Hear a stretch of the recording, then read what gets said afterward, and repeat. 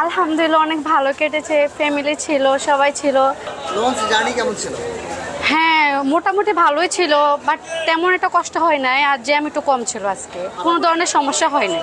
বাসে ধরতে গেলে অনেক মানে জার্নি করা লাগে, অনেক রোদ, আর লঞ্চে হাঁটাচলা করা যায়, আর হচ্ছে আপনার লঞ্চে অনেক বাতাস আছে, অনেক ভালো লাগে লঞ্চে, আর আমার সবসময় লঞ্চে যাতায়াত করি। হ্যাঁ, ভালো কেটেছে আলহামদুলিল্লাহ। এই জার্নিটা খুবই ভালো ছিল, সবার সাথে দেখা করেছি, মিলেমিশে। কি করেছো? ঈদের দিন খাওয়া দাওয়া করেছি, ঘুরে বেড়েছি সবার সাথে, অনেক ভালো ছিল এই জার্নিটা। লঞ্চ জার্নি কেমন ছিল? হ্যাঁ, লঞ্চ জার্নিটাও মাশাআল্লাহ খুবই ভালো ছিল, খুবই এনজয় করছি। পরিবারের সাথে কেমন সময় কাটালে?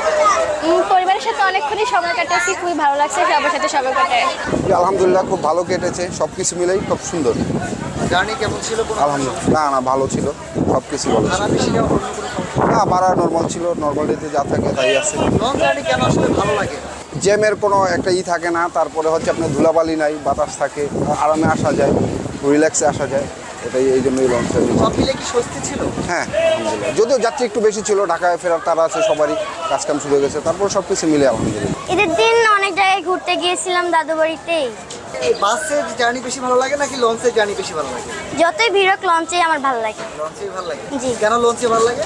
কারণ লঞ্চে অনেক কিছু দেখতে পাই এবং লঞ্চে হাঁটাহাঁটির জায়গা আছে, এমনকি অনেক কিছু খাওয়া যায়, এই জন্য আমার লঞ্চটাই বেশি ভালো লাগে। সবকিছু ভালো মতো হয়েছে? জি আলহামদুলিল্লাহ। গ্রাম বেশি ভালো লাগে নাকি শহর বেশি ভালো লাগে? গ্রাম। গ্রাম বেশি ভালো লাগে।